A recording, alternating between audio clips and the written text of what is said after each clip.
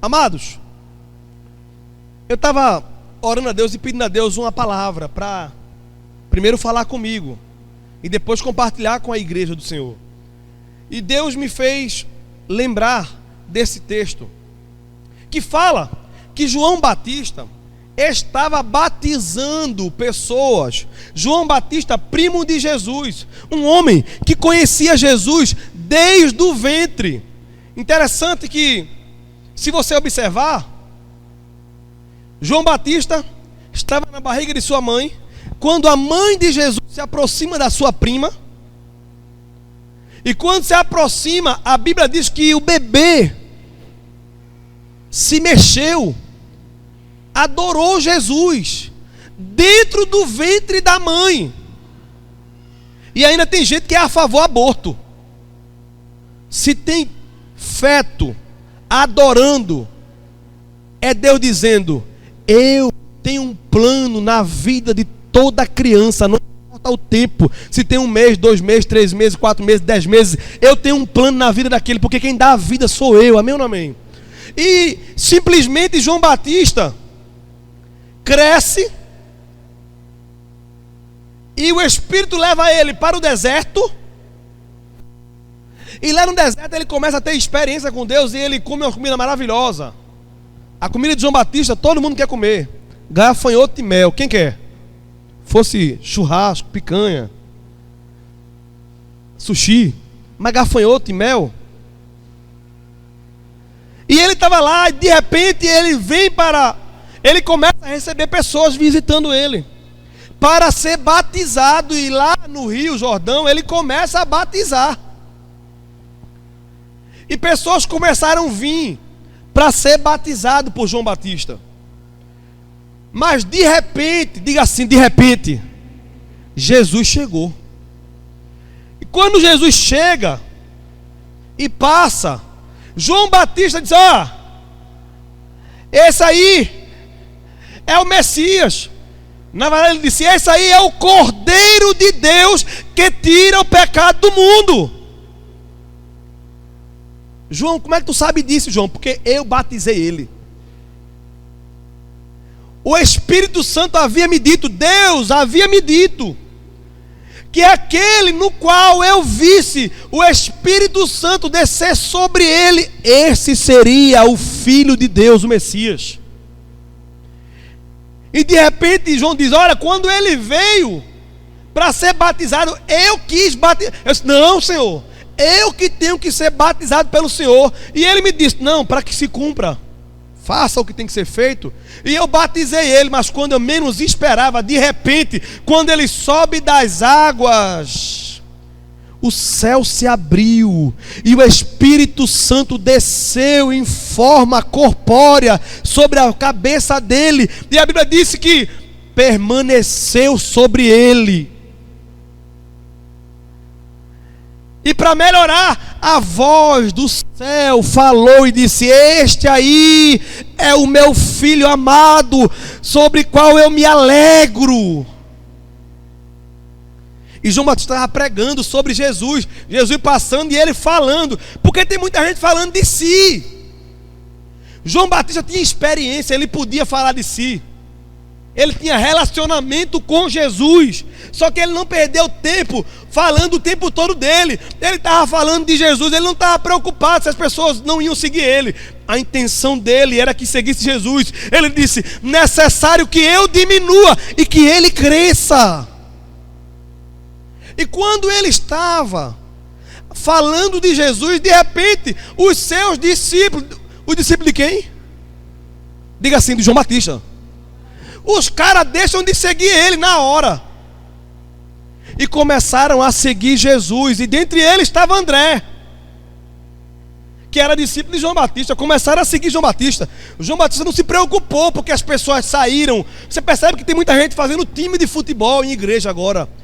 É o meu povo, é o meu time. Ele é daqui, está indo para onde? Vai congregar onde? Por que está indo para outra igreja? Gente, e é minha? Eu sou dono dela? Diga assim: a igreja é do Senhor. Se a igreja é do Senhor, eu não tenho que me preocupar. Porque a Bíblia diz que quem está em Cristo, ele tem liberdade de ir e vir. Ele disse: entrará e sairá. Você e eu temos liberdade de ir para onde quiser. É Jesus que vai lhe dizer para onde você vai. Amém ou não amém? E João Batista sabia disso.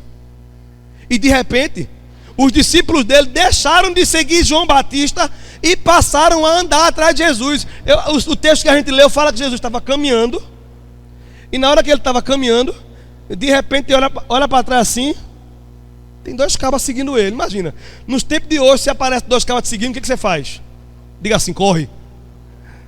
E se for de moto, um capacete, homem do céu, pode falar em mistério e correr, não tem o que fazer não. Então o que acontece? Jesus estava andando, olhou para trás. Qual é a tua? Meu irmão, se fosse hoje, né? Que negócio é esse? É minha sombra? Está me seguindo por quê? É porque a gente ouviu falar que o Senhor era o Messias. Quem disse? Seu primo. Que primo? João Batista. É verdade. Por onde é que o senhor está indo? Que eu quero ir atrás do senhor. Onde é que o senhor está dormindo? Porque eu quero estar onde o senhor estiver. Onde é que o senhor está parando? Onde o senhor está ficando? Onde está se hospedando? Veja o que aquele discípulo está dizendo: ei, onde o senhor estiver, eu quero estar. Onde é a tua presença para eu ficar lá? Imagina que negócio. Isso é negócio de crente, irmão. Crente não tem que procurar saber onde está o pregador, onde está o cantor. Ele tem que saber onde é que está Jesus para eu ficar lá. E de repente, Jesus disse: vem, segue-me, vem ver. E já era mais ou menos 4 horas da tarde, como a gente leu na palavra ali agora. E de repente, depois que ele estava lendo, depois que ele chegou no lugar lá, o que aconteceu? Ele começou a ensinar. De repente um dos discípulos, que ainda não era chamado apóstolo, foi avisar ao seu irmão Pedro, Simão Pedro. E quando Pedro chega diante de Jesus, ele ensinando aos discípulos ali, quando Pedro se antecipa que chega, Jesus olha para ele e diz: ei, tu és Petros, Simão Barjonas, Simão, filho de Jonas. Começou a revelar a vida dele todinha. Não precisou nem de muita coisa. Pedro disse: estou aqui, viu? Já vi que esse negócio é diferente. Já vi que esse lugar é diferente. Eu quero ficar por aqui. Não questionou nada. Só que Filipe, que também estava lá, saiu e foi chamar seu irmão. Porque não tem aquele culto que a gente fica pensando: rapaz, se fulano estivesse aqui. Quem já fez isso já? Eita, essa palavra era para fulano estar aqui. Tem gente que fica assim. Filipe é pior. Filipe disse: fica por aí que eu vou chamar fulano. E correu lá para chamar. Se eu tiver que ele pede um negócio desse. Filipe deixou Jesus e o povo foi atrás do irmão. Disse: rapaz, quando chegou lá, o irmão de Filipe, chamado Natanael, Filipe disse: homem, tu não sabe. Disse que foi: encontramos o Messias. Messias, sim, aquele que Moisés falava, que os profetas profetizavam, aquele que antes da gente pensar em sonhar, imaginar, 1000 anos, 700 anos, 2000 anos atrás, aquele que Adão e Eva já ouviram falar assim: nascerá da mulher, pisará a cabeça da serpente. Aquele que Moisés falou, todo mundo falou, encontrei. E é de onde que ele vem? Homem, ele vem, sabe de onde? De onde? Nazaré. Irmão, até então, Filipe estava: glória a Deus, aleluia, eu quero ver onde é que ele está. Ele está ali, mas ele veio de onde? De Nazaré. De onde? Para você entender, é mais ou menos assim. Coloca a mão nas minhas palavras, tá? Você está em Recife, só com os boizinhos, as boizinhas, os meninos no shopping, todo mundo, né? Inteligente, faculdade, aquela coisa todinha. Pá, de repente você dá uma notícia boa dessa: pá, eu quero ver Jesus. De onde ele é? Rapaz, vem ali de Pombos. De onde? Não, fala de Brejo agora. Rapaz, encontramos o Messias. Vem de onde? De Brejo da Madre de Deus. De Brejo. Dá para entender o que eu estou querendo dizer? Irmão, tem certeza que não é nem de Petrolina, pelo menos? Não. Caruaru. Vitória? Não. Brejo. Meu Deus. Só para a senhora entender, entendeu? Aí, você olha assim e faz... É Jesus mesmo? É o Messias mesmo? É normal que Filipe tivesse, porque Filipe sabia que a profecia diria que ele viria de Belém. Ele foi nascido em Belém, mas foi criado onde? Nazaré. Quiseram matar ele.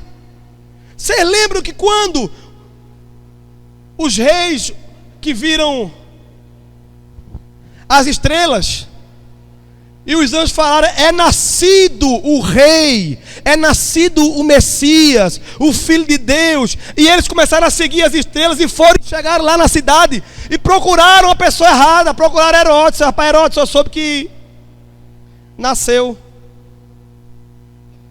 Onde é que está o rei de Israel que nasceu?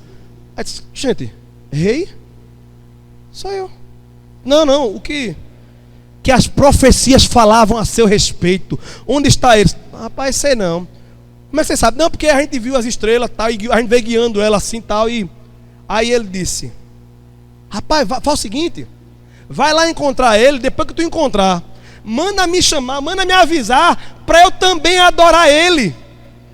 Deixa que na verdade não era essa a intenção. A intenção dele era matar, porque sabia que isso ia tirar o poder dele. Era matar aquela criança. E os bocó acreditaram, foram lá, disseram, eita, que coisa boa, vou voltar para contar a ele. Só que o anjo do Senhor apareceu e disse, não volte para contar, porque ele quer matar Jesus, o menino, o Filho de Deus. E eles não voltaram. Sabe o que aconteceu? O imperador daquela época, se eu não me engano, imperador, não sei o nome se é esse. É isso, Anderson? Que mandou matar? Herodes mandou matar todas as crianças de 2 anos. Até os 2 anos mandou matar. Ele não sabia quem era a criança, nem onde estava, mas ele acreditava que poderia ser verdade aquilo. Ele mandou matar todas as crianças de 0 a 2 anos. Diga assim, de 0 a 2 anos. Irmãos, foi um genocídio de crianças. Bebecídio. Então o que acontece? De repente chega Filipe, chama Natanael. Natanael vem, porque quando Filipe falou, ele não acreditou. Aí Filipe disse, então faz o seguinte, vem ver. Porque não tem gente que só acredita vendo, não é assim ou não é? Quem conhece alguém assim? Pode ser que seja você, né? Que só acredita vendo. E é para ver, vamos ver, né? Quem sabe o que a gente vai encontrar lá. Mas quando Filipe vai chegando, irmão, aí Jesus, que é Deus, que a Bíblia diz, não chegou uma palavra na sua língua, ele já conhece, amém ou não amém? O que você está pensando agora aí, ele está vendo, amém ou não amém? Cuidado não. E está ouvindo também. E quando ele chegou, Filipe, Jesus se antecipou e disse, eita Natanael, aí é um verdadeiro filho de Israel, esse aí é israelita, quem não há falsidade. Diga assim, não há falsidade. Não há falsidade. Aí Natanael foi impactado com aquilo. Só gente. E o Senhor me conhece de onde? Aí ele disse, eu te vi quando tu ainda estava debaixo da figueira, eu te vi. Antes de teu irmão te chamar, eu te vi quando tu já estava debaixo da figueira. Existem 2 vertentes aí.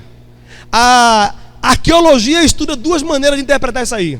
Primeiro, era a cultura dos israelitas ficar debaixo da figueira lendo a Torá, lendo a Bíblia, lendo as escrituras, profecias. Só que Eu achei tão pouco quando eu vi isso. Eu digo, pai, tem alguma coisa nisso aí. Porque Jesus falou assim: só porque eu disse que eu te vi debaixo da figueira, tu se impressiona? Tu acredita que eu sou o Messias? E quando eu fui ver, existe outra vertente que explica diferente, que diz o seguinte: Jesus é da mesma geração de Natanael.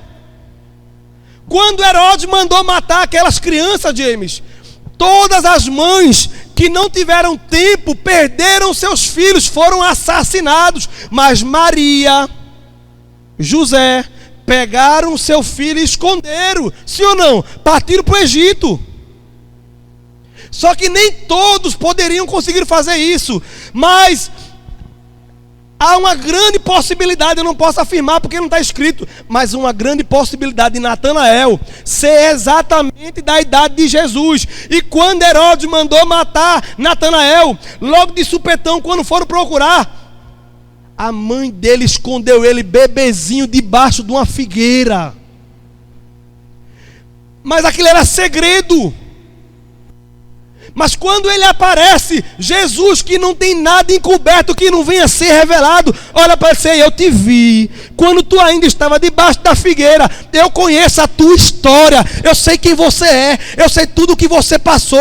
Passa e vai passar. Ele estava dizendo: eu sou Deus, eu sou o Messias, Natanael. Eu vim para te salvar, Natanael. Aí Natanael disse: eita, tu és verdadeiramente o Filho de Deus.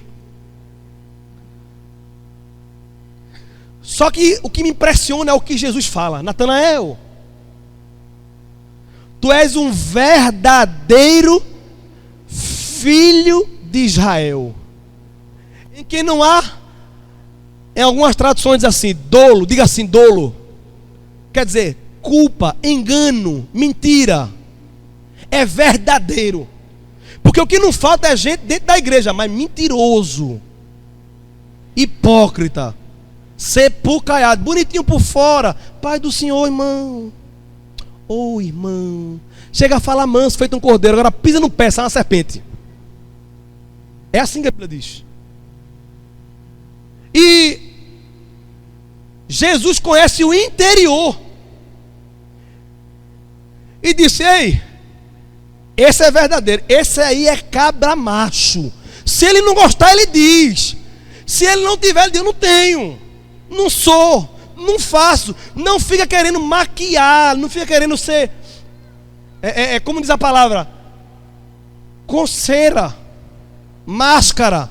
Você sabe que a palavra sincero, diga assim, sincero, vem do original, que é sem cera. Porque antigamente havia umas festas que eram feitas com máscaras. Aquelas festas que se fantasiavam e colocavam máscara no rosto. E essas máscaras, elas eram feitas de cera. E Deus estava dizendo assim, Jesus estava falando: ei, esse aí não tem máscara. Esse é verdadeiro. É verdadeiro com Ele mesmo e com Deus. Só que a Bíblia fala nesse texto sobre uma figueira. Diga assim, figueira.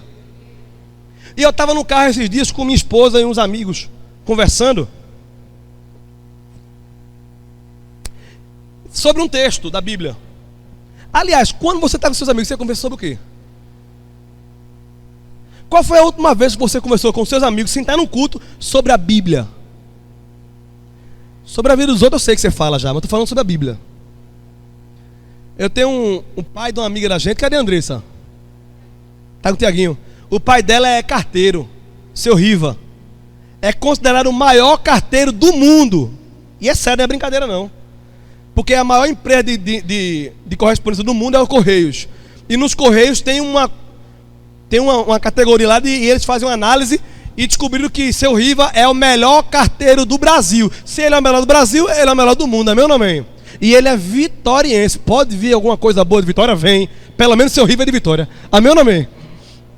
E o que acontece? Quando você vai conversar com o seu Riva, ele gosta muito de tirar onda, de brincar. Ele diz assim: vocês crentes adoram falar da vida dos outros. Que conversa você é? vive falando a vida dos outros. Que conversa, fala assim, eu provo você, fale. Diga então, você vive falando de Jesus, falando de Maria, falando de Pedro, de João. Ah, isso aí a gente pode falar, né? É a vida dos outros. Só que o que acontece? Jesus citou a figueira, mas Jesus teve um encontro com uma figueira. E você percebe que nesse encontro está Jesus andando com os seus discípulos. Você vai ler isso depois em João capítulo 11 e Mateus capítulo 21 depois. Pode ler depois em casa. Jesus se encontra com os discípulos, vai andando e dando ensinamento. De repente, depois dele ter passado pelaquela homenagem, onde ele chegou no burrinho e o povo, Hosana, Hosana, Hosana. No outro dia, o texto começa dizendo assim, no outro dia ele teve fome. E de repente Jesus olha assim de longe e viu uma figueira. E aquela figueira estava cheia de folha. E ele olhou assim de glória a Deus, vou matar a fome agora.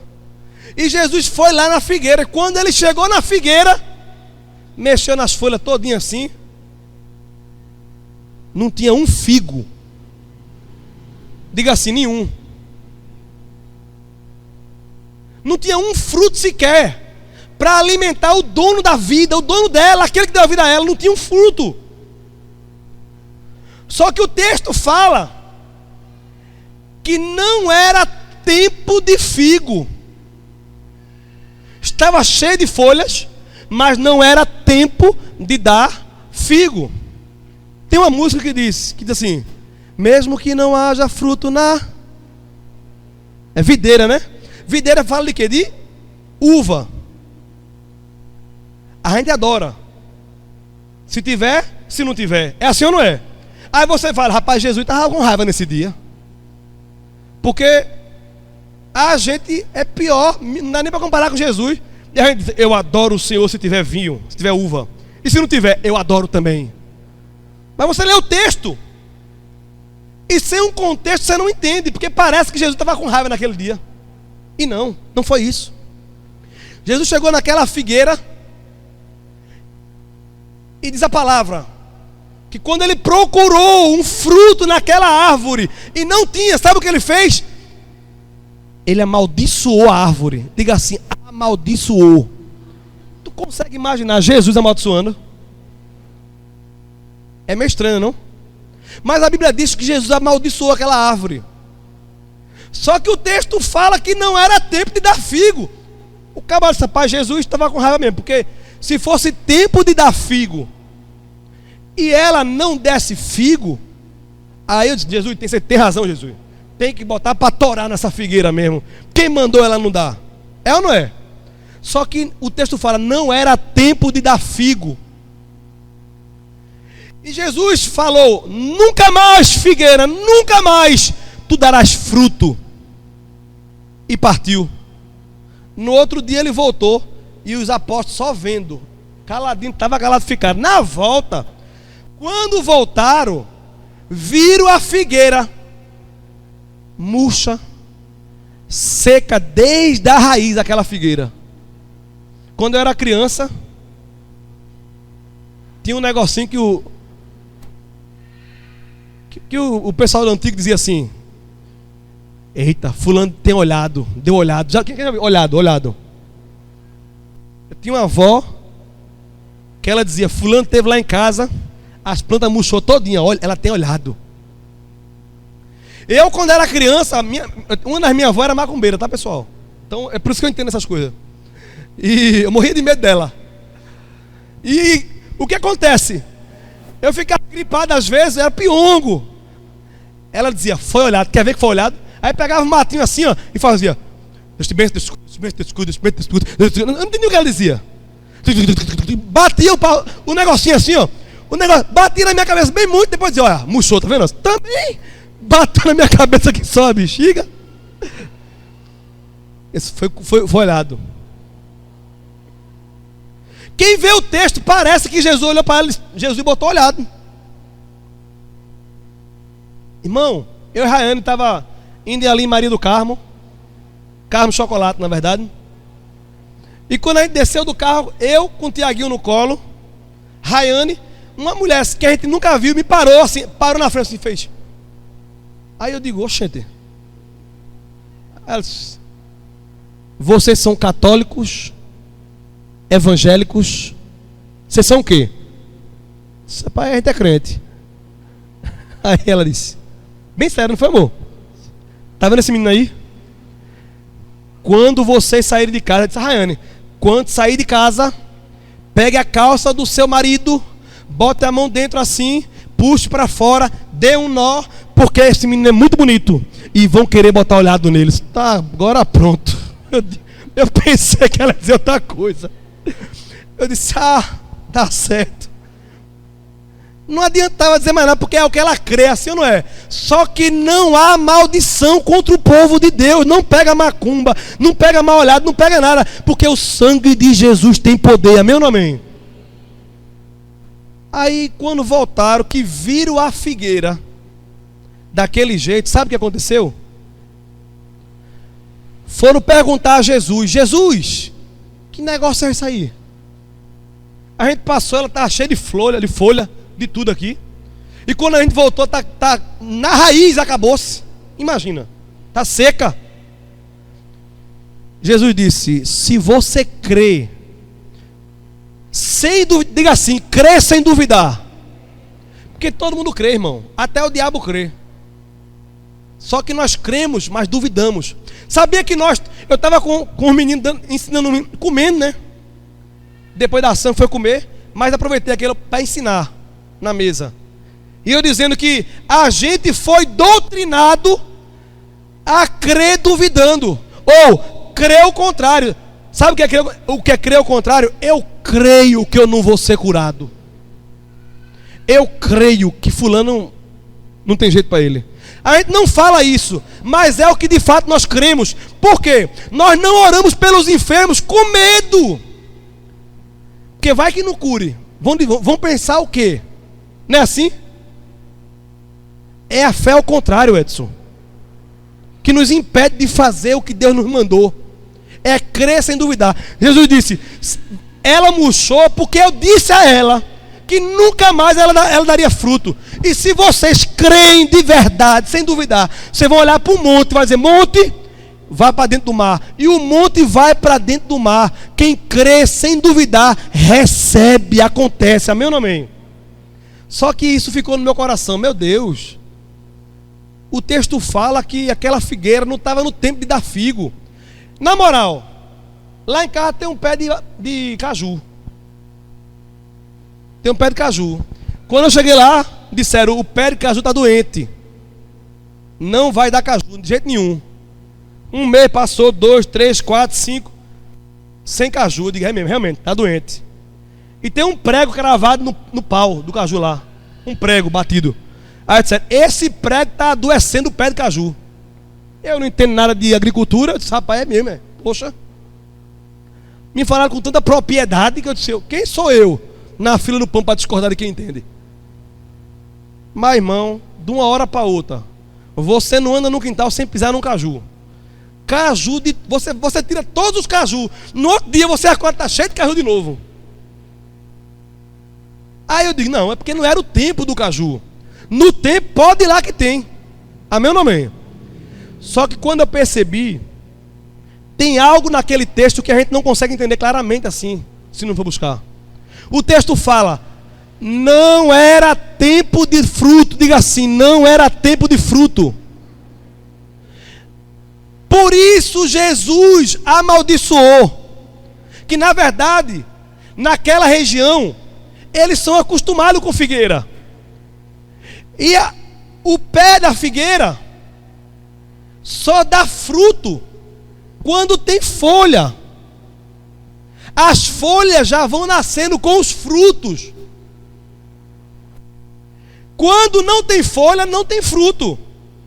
Mas quando tem folha, é sinal de que há fruto. Quando ele chegou, ele descobriu que a figueira estava sendo falsa, estava mentindo, não estava sendo verdadeira. Aquela figueira que tentou enganar o próprio Deus. E você vê Jesus, chega uma prostituta, ele não amaldiçoa. Chega um ladrão, ele não amaldiçoa. Chega um bandido, ele não amaldiçoa. Chega um assassino, ele não amaldiçoa. Mas um hipócrita, ele disse: seja maldito. Os hipócritas, ele botou para torar os fariseus. Você vê Jesus só botando para torar em falso moralista, em sepulcaiado. Nem a figueira escapou. Eu estou dizendo isso porque Deus tem colocado no meu coração que não é tempo mais de ficar brincando. Jesus está voltando. E qual fruto tens para dar na mão dele? Ele está voltando. E qual é o fruto que você tem dado? É fruto digno de arrependimento? Ou é fruto típico de religiosidade? Tem gente que fica preocupada. Não, porque a parede é preta, porque a luz é azul. Irmão, é tempo de parar de meninice. Olha para Jesus e obedece a palavra. O que você tem oferecido a Deus? Pergunta duas pessoas, olhando no olho assim: tu tem dado o que a Deus? Pergunta duas pessoas: o que tu tem oferecido a Deus? A tua vida só tem folha? Só tem plantinha? Ou tem fruto? É tempo de ser honesto diante de Deus, porque Jesus está voltando. É tempo de anunciar a verdadeira palavra de Deus. Se arrepende, se converte, porque Jesus a qualquer momento vai pedir o teu fruto. O que tu vai dar a Ele? Eu sei que essa palavra é dura, eu sei, mas eu não vim para te agradar, eu vim para salvar a tua vida. Louco se hoje Jesus pedir a tua alma, o que tu vai entregar a Ele? Não é assim que está escrito na palavra de Deus? E pelo amor de Deus, se Ele está trazendo isso para nós hoje, Ele está dizendo: eu te amo, ainda tem jeito para você, ainda é tempo de se arrepender. Eu não quero saber a tua religião, se tu é espírita, católico, macumbeiro, protestante, evangélico, ateu. Eu estou falando, é tempo de entregar a vida a Jesus. Jesus ainda pode te curar, Jesus pode te libertar, pode te transformar, pode mudar a tua história, ainda te levar para morar no céu. Eu sei que é difícil dar glória a Deus nessa hora.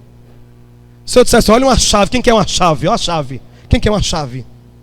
Porta aberta. Ah, tem gente aqui, ó. Era ou não era? Mas eu estou dizendo: se arrepende. Porque Jesus está chegando. Aliás, Ele está aqui nessa noite. Amém ou não amém?